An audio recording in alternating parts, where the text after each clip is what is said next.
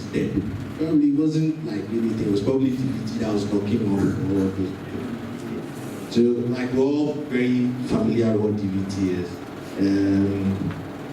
You can ask, the most common things that people ask for Doppler testing in lower limbs is in high-risk populations. Maybe the person has had a DVT before, or currently has like a cancer, or has had surgery, or has been immobilized for a long time, and then suddenly maybe one limb gets differentially larger than the other. And it's a high risk. Those are high-risk populations.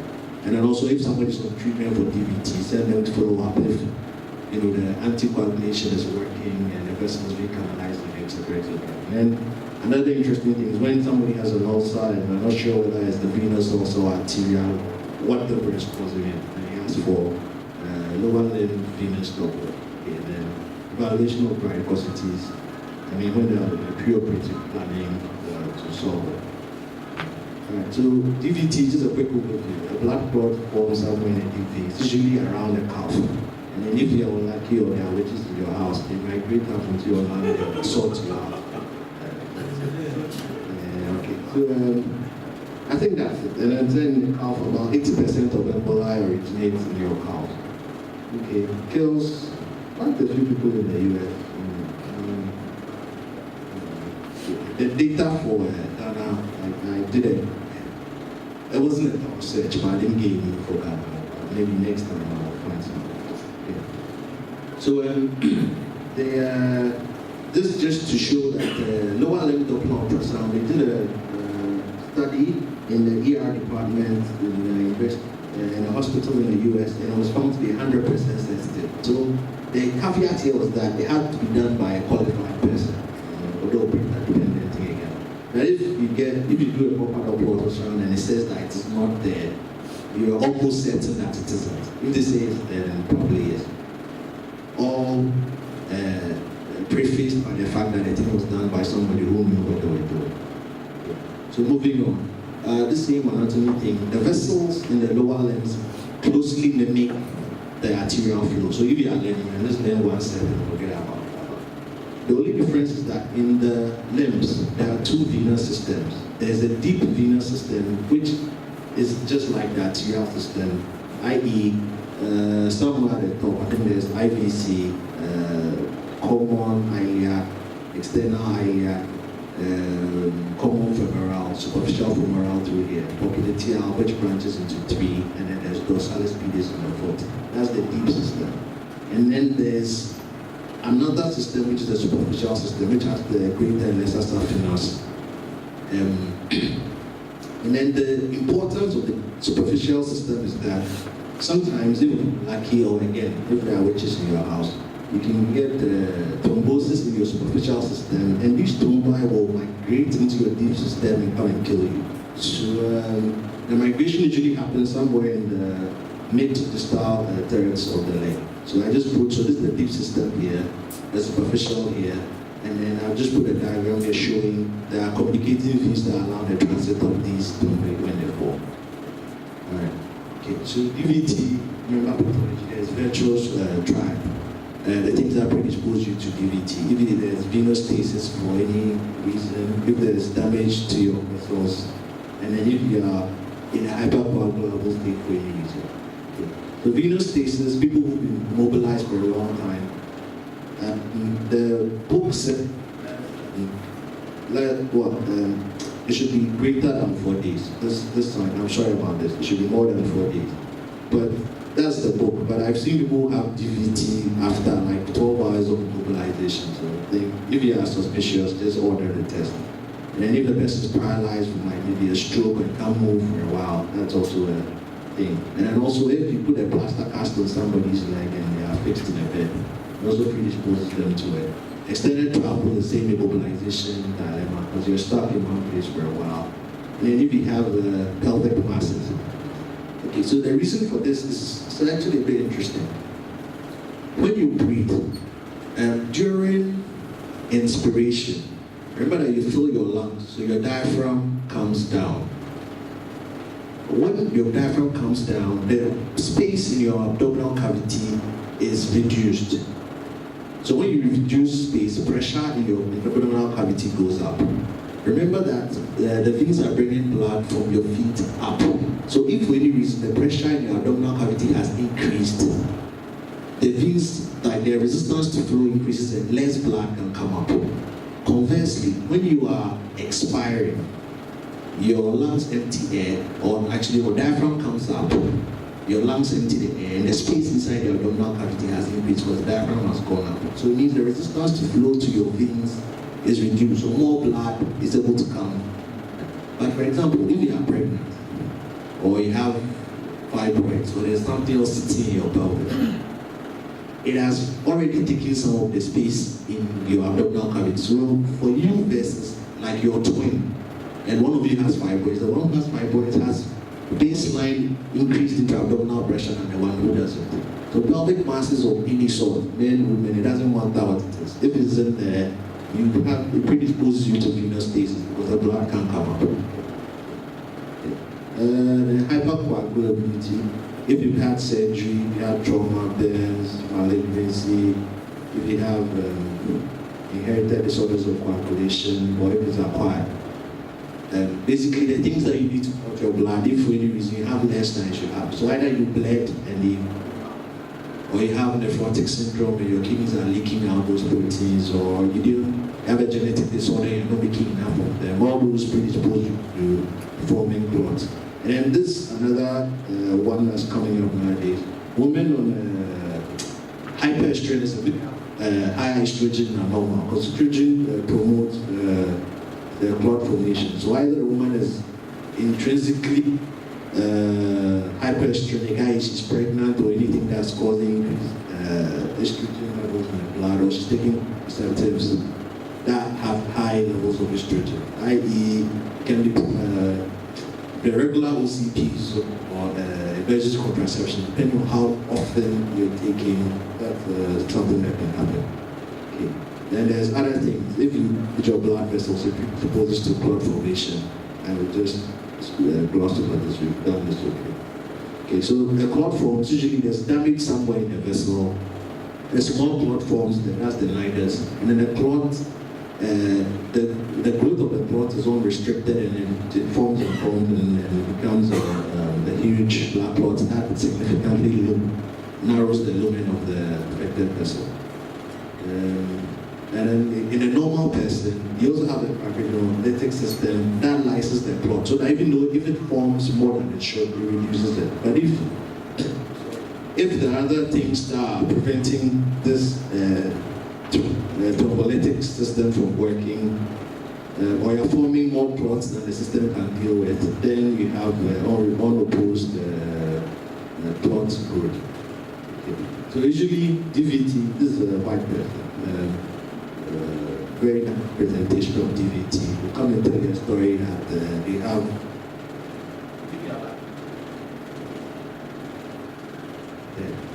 If you are lucky, the person will bring the leg like this and straight forward. If you're unlucky, there will be all sorts of presentation from calf pain and tenderness, plus or minus exertion, there will be swelling, edema, there may be differential warmth. If they're a light-skinned person, the limb may be red. And then if it's really severe, the limb may actually start turning blue. So physical exam, came across this thing more for the clinicians, that there's a score that if you score the person on this and they score more than 3, and it's very easy to score, I'm surprised, you easily get 3. They score 3 or higher, then your suspicion for DVT should be quite high and should ask for a test to prove or disprove. If you have an active cancer, if you have plaster or immobilized, you've been in bedridden for more than 3 days, or surgery, if you have localized tenderness, or your entire leg is swollen, or your one calf is 3 cm larger than the other one, you have pitting edema, and then you have collateral veins that are visible to the eye, but are not varicose. They are not big like, they are not tortuous or like, but they are visible to the eye. Each of these carries a score of 1, so getting the 3 is very easy. And if the person really has it, you score a 3. Okay. So diagnostic studies that will come to you at your end. you can ask, they say that only 30% of DVT is clinically occurred. Bring something like this and have a score that goes straight from DVT. So you can ask for D-dimer assays, which are the lab tests that have, I think it's positive value for, is it D-dimer? D-dimer predicts DVT, but it is non-specific. There are a few other conditions that will cause your D-dimer levels to go up, including pregnancy, strenuous exercise, even trauma can cause it to go up. So you should have used it as an adjunct to what you take clinically when you make up your mind. And then INR is here. I mean, the person is baseline, has a hypercoagulable status. INR and that blood test will be imaged. So and then for imaging, there's ultrasound, venography, where they'll inject contrast into the vessel. And when you reach the place where the vessel will be narrowed, so we can tell. And then there's plethysmography, and then there's MRI. Okay, so this, I just put it in there for you. This is an algorithm from, I think, the Lancet. This is 99, so I'm sure they may have changed this by now. That tells you what you should do, what you suspect, the algorithm you should go through to try and arrive at what you should do for the person. But I think the easiest thing is this ultrasound is so readily available and it's real time and it doesn't cost a lot. If you suspect, just ask for it. Then if it comes back as negative, then we can all sleep easy.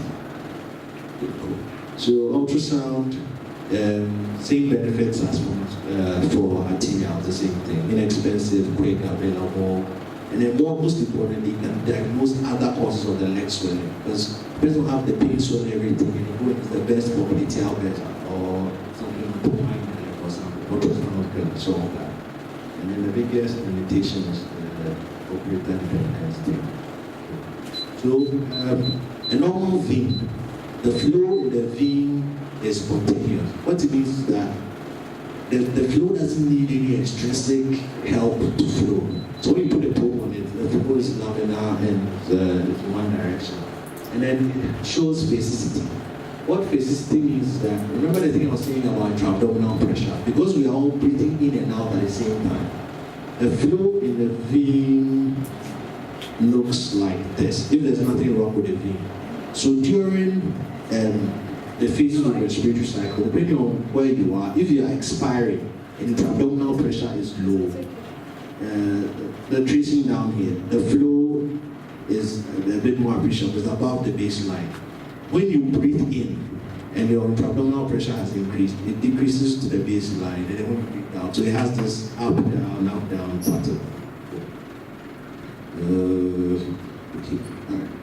And then the normal vein is compressible. So this is somebody's common femoral vein, artery and greater saphenous. So here's the vein, greater saphenous, and here's the artery.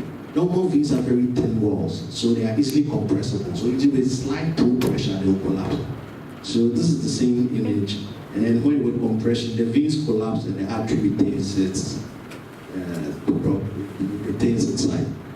If for any reason the vein is not compressible, two things are happening. One, either there is something in the vein or there's something wrong with the walls of the vein. That's another thing. Okay, so this is another nice photo of an artery in a vein. Likely the vein is blue relative to the probe. So it means that the blood flow in the vein is moving away. So this is the vein. So this is the vein and this is the artery. And then when we compress, see that the vein completely closes whilst the artery retains the size.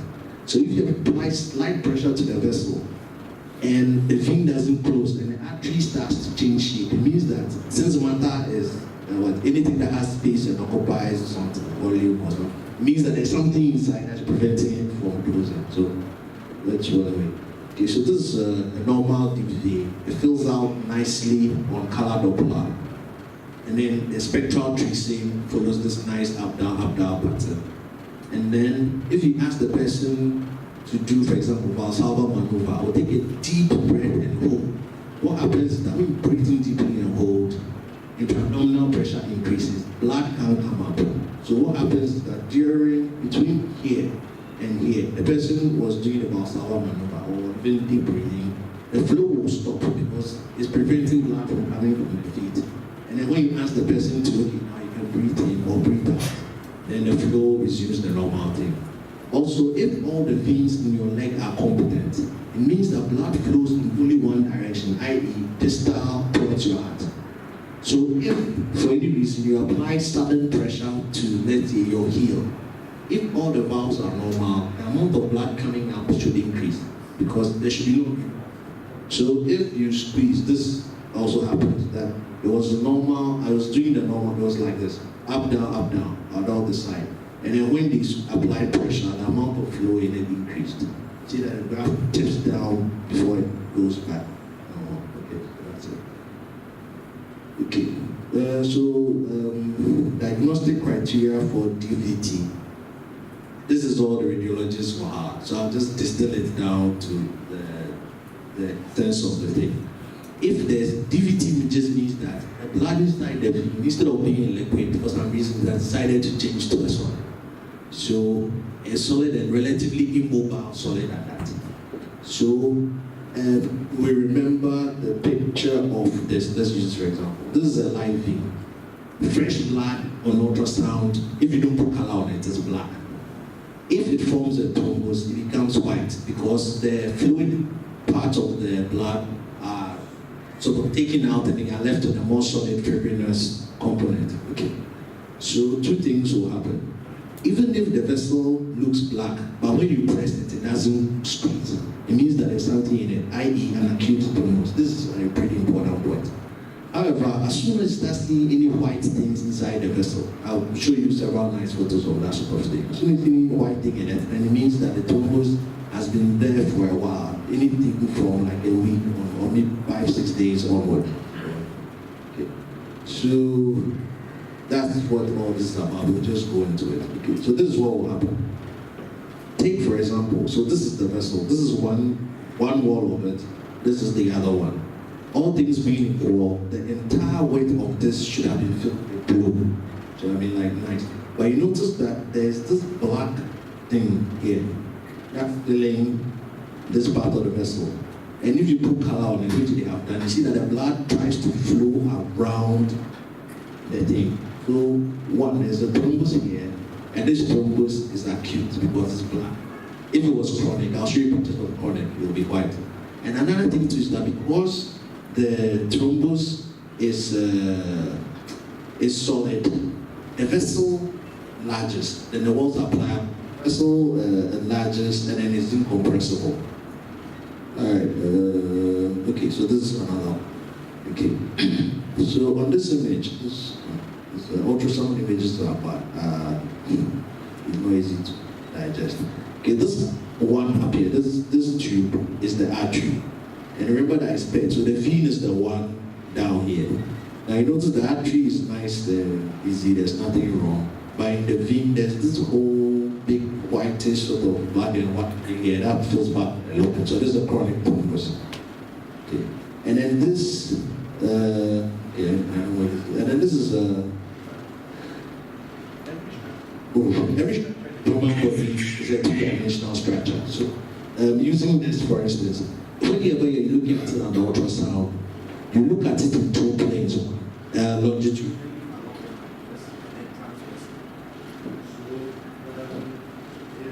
If you imagine, this image, this one is the transverse of the cross-section. So this is the artery cross-section, the vein cross-section. It means that this part of the vein is filled by the artery. And this is the long view of it, and the artery is filled by this. The vein is filled by this part. So this.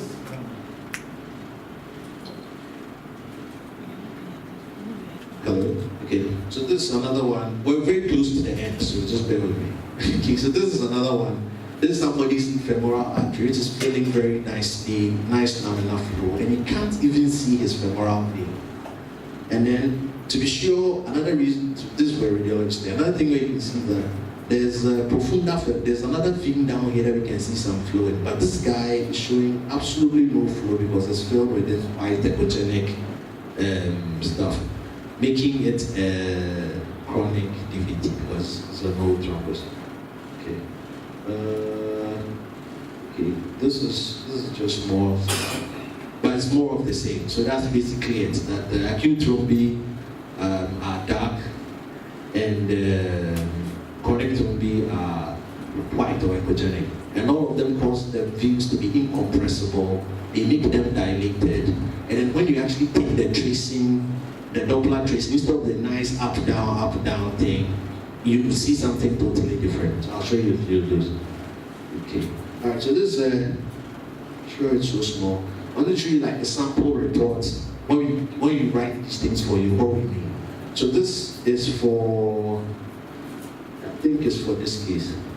And I'm just trying to show you what we mean. So you notice that on this image, the man's femoral artery is completely blocked and there's no flow in it. The report says that there's a partially occluding, so it gives you information that the thing is not completely closed. Because if it's completely closed, then there are no collaterals. It's an emergency. You need to send them to the vascular surgeon or somebody. So the man has I think it's not for that case, because this one has a partially occluding echogenic thrombus, meaning that the thing has been sitting there for a while. It's not today's business. In the proximal to middle third of the left superficial femoral vein. So it's somewhere in the thigh. And then because of the presence of these thrombi, this portion of the vessel is dilated and incompressible, all these supporting the fact that it's thrombosis. And then because of this, when it gets blocked, collaterals form, blood leaks out of into the interstitium and gets subcutaneous edema. So because of all these things, he has moderate edema of the thigh, leg, and foot. And then you may add something like, okay, the rest of the vessels are fine, so that you know that's where the problem is. So that subsequent follow-up, if the new scan says that he now has another clot in his leg somewhere, then this is a new incident. It's not related to the overall. Okay, so that's it. Okay, so this is another sample report, same business. And there was a break here which will skip, and then we'll go to musculoskeletal ultrasound. But we're very close to the end. Very close. Do you have a question? Yes, there's something we talked about when it comes to controversies. So during this, you made an attempt to controversies. Yes. Which dislodge. I know that controversy. Because the thing is, the pressure that we apply is minimal pressure. It's not a lot of. It's not severe pressure. It's not something that would dislodge. Because usually you give mild pressure, and as soon as the artery starts to change shape, but the vein has remained the same, it means there's something inside. So it's not a lot of pressure. Imagine you pressing your thumb and forefinger. Yeah, that sort of pressure is not a big deal. Okay, so that's it. Yes, sir.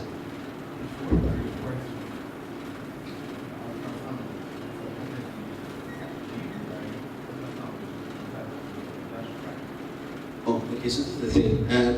A proper radiologist will look at the whole limb. Will look at so it doesn't matter what you write, we look at the whole limb. The only thing maybe we want is now on the clinical request forms, there's this bit where we actually put this column. What question do you want answered by this study? So maybe that's where you can write all the things you want. I'm wondering here. But as for once you ask for it, we'll do the whole thing. Just a Doppler of the lower limb. No, you have to specify venous Doppler or okay, but the second bit of the request form will help you. Say Doppler of the lower limb and they say what question you want and then put is there DVT or not? Then we know which one you want. Okay.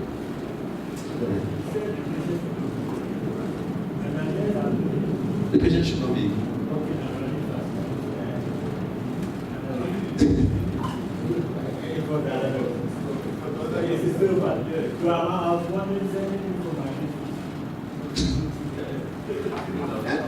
I know. So, okay, but the thing is, once it's confirmed that it's DVT, then you should start anticoagulation. Oh, I mean, it depends on what it is. It depends on exactly what. If it's chronic DVT, then the man has been walking around there for like 3 months, and then he hasn't died yet. So once you start anticoagulating him, it's usually when there's acute DVT and the vessel is completely occluded and the limb is actually turning blue. Then you should contact the vascular surgeon because it can be pretty bad. It can cause loss of limbs, etc., etc. Okay, so musculoskeletal ultrasound. In summary, it's the same business again. If you shoot ultrasound at different tissues, they look different. So that's like stuff on the slide. I mean, if they provide it to you later, you can read it, but that's the long and short of it. For musculoskeletal ultrasound, you're looking at basically muscles, tendons, ligaments, nerves, basically everything else except viscera and blood vessels. Then all the other things that are left as musculoskeletal ultrasound. Okay, and then it allows us, you can do interventions during it. Like if you find an abscess, you can drain, you can give intracapsular injections, you can biopsy stuff. That's basically it. Okay. So advantages and disadvantages, the same thing all over again.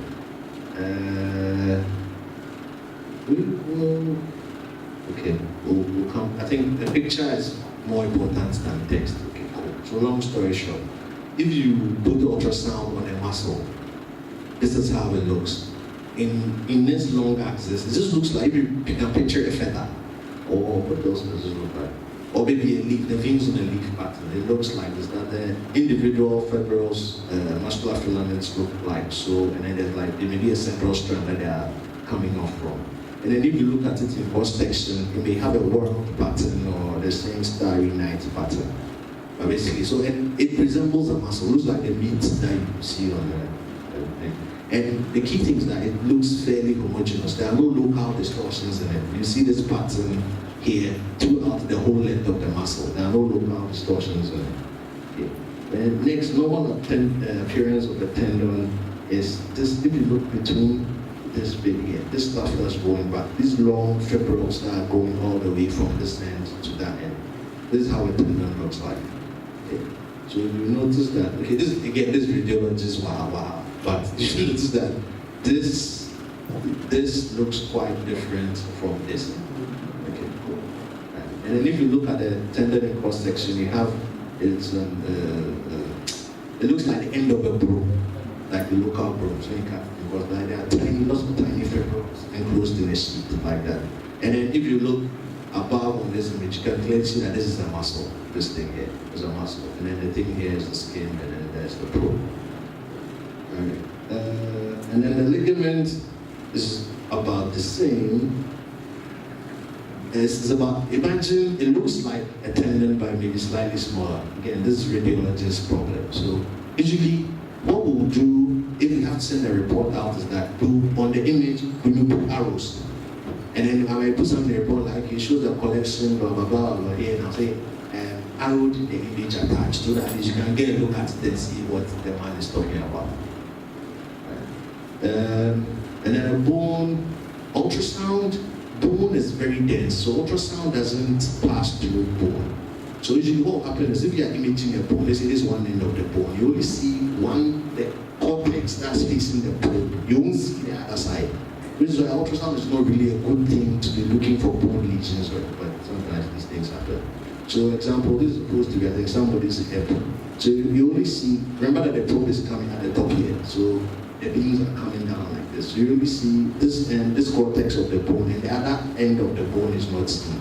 So you just follow the cortices. But it's good for looking at like articular cartilage and stuff, and if there are like joint effusions and that sort of thing, you can tell them on ultrasound. Okay, but so this is an example. Articular cartilage is dark, and the key thing we're finding is that you find it where you expect at the end of long bones and the articular surfaces of it. So is this, in this picture, the articular cartilage is the black bit that just lines the edge of the bone. So in somebody's, I think it's a female. So this is an example showing like somebody's normal hip. So if you are coming from top down, okay, well, let's go from down now. So this is the bone, so you can only see one edge of it. The articular cartilage is very nicely and very tightly pressed to the surface of the bone, so you don't see it. Next is the joint space over here, and then they have lots of like diagrams here. But this is bone, joint space, muscle, And you may have, there's a tendon inserting here, and then you have a muscle. This is another muscle here. See the long fibrils. And then the subcutaneous tissue skin and the arterial. I just brought this image to show common pathologies you can see there. You can see a joint effusion on an X-ray. So this is somebody's normal hip. Normally, this dark space, this is the amount of joint fluid you expect in a hip. However, in this case, notice that there's a lot of, this black space here is much bigger than what you would expect here. So you know that the amount of joint fluid is increased. It's just one of the things you can pick up. This is another one is tendinopathy. If there's a tendon degeneration or a tear or a hematoma or something, you can pick it up the same way. Then on this image, this is somebody's calcaneus. So the Achilles tendon is between here and here. This white thing that's coming to insert here, this bit, that's Achilles tendon. But you notice that, and then this bit is the bone. So this is bone, and then the tendon is coming from up here to insert. But you notice that just before it inserts, there's this black thing here. This sort of wedge-shaped triangular thing. And you notice that the tendon is also slightly thick. This part of the tendon is thicker than this part. Yeah, so it suggests that there's something wrong here. This is another example of the same thing. Now this, somebody's Achilles tendon all the way coming from the top. This is the bone. And then just after this insertion, you see that there's this black thing and some white stuff in there. Okay. The left image is able patella. I was thinking, is it not rather the quadriceps tendon? Fair point. Fair point. So it means that the presenter is also tired. Okay, true. So you're right. So this is somebody's quadriceps tendon inserting with pathology here, and this is Achilles tendon. Yeah, thank you very much. All right. Okay. All right. So again, this is nice. Yeah, easy to see. So this is somebody's rectus femoris muscle. You can see in long view, you see the fibrils here, and you see that there's local distortion here. And it's a tear. Usually the history will tell you what it is. Okay. And then this is somebody's, I think it's a footballer that we saw. And he has a muscle contusion. So between here, so footballer thick muscles. So you know between this is the edge of the probe. This is up to here. It's subcutaneous tissue. Between all this bit is all muscles. It's a heavily muscle guy. And then there's another muscle underneath. And then instead of the thing being uniform like this, see that this video, this local sort of blackish thing here, yeah, which is a contusion. Okay. So these things tend to be like easy to see. This is a bit trickier. You know what I'll leave this. This is what I'll leave this. Thank you very much for your attention. And we'll take a few questions. I know we're all tired, so we'll just take a few questions. If you can make the question practical, I'll be happy. And before. So, in our lecture practice, so we don't have radiologists available in our group. So, if you are the medical officer, of course now we have sonographers training for him, but we have a whole lot of facts around that. When you send somebody to go and do an ultrasound, what you get, I mean, you take it to the unless it's a reliable person who knows what I said. But is there a basic package that's, some of the things you said we are certified, is there a basic package? I mean, that's as desperate practices, at least you can pick it up easily, without necessarily sending to radiologists. Much I need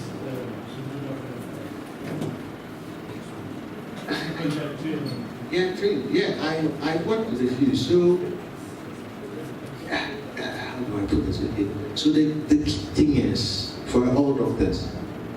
Say I'm a radiologist.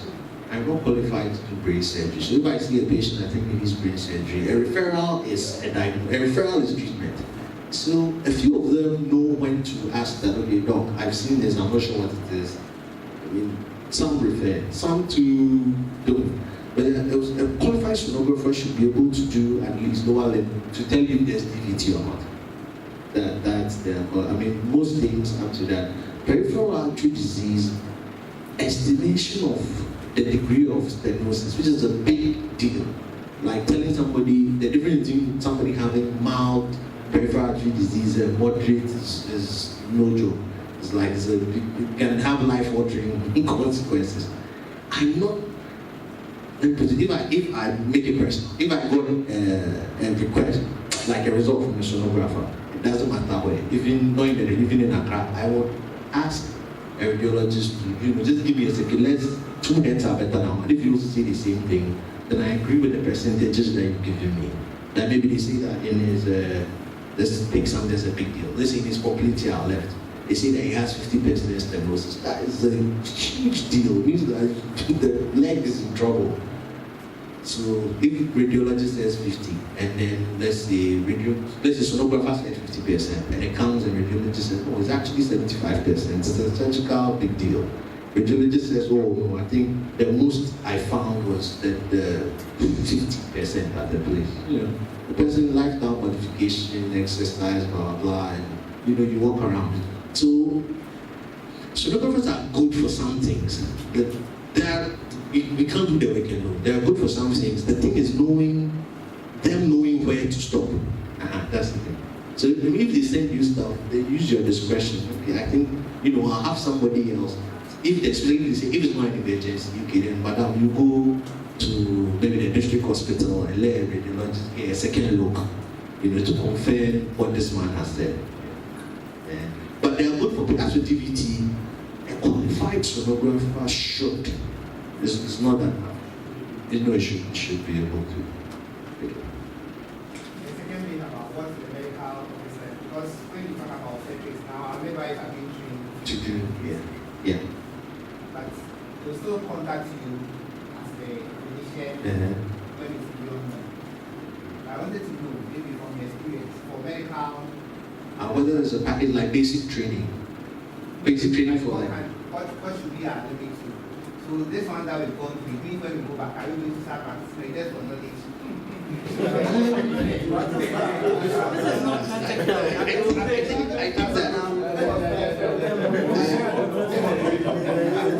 I'm sorry, but this is very watered down information. I was told several times to it's a bad idea.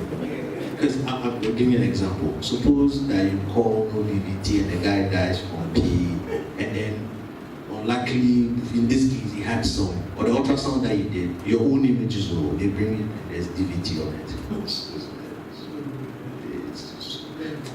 I don't know. So, Highly specialized area. oh, no, I'm not saying that. I think maybe once in a while they may organize like maybe an update also a training or something. And for like a specific, maybe they'll do like a 2-week thing in lower limb DVT.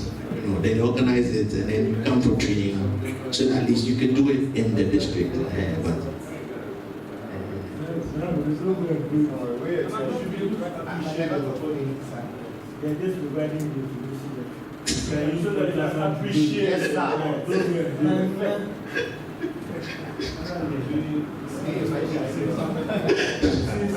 magical display. Is any more questions? Practical questions. Thank you very much.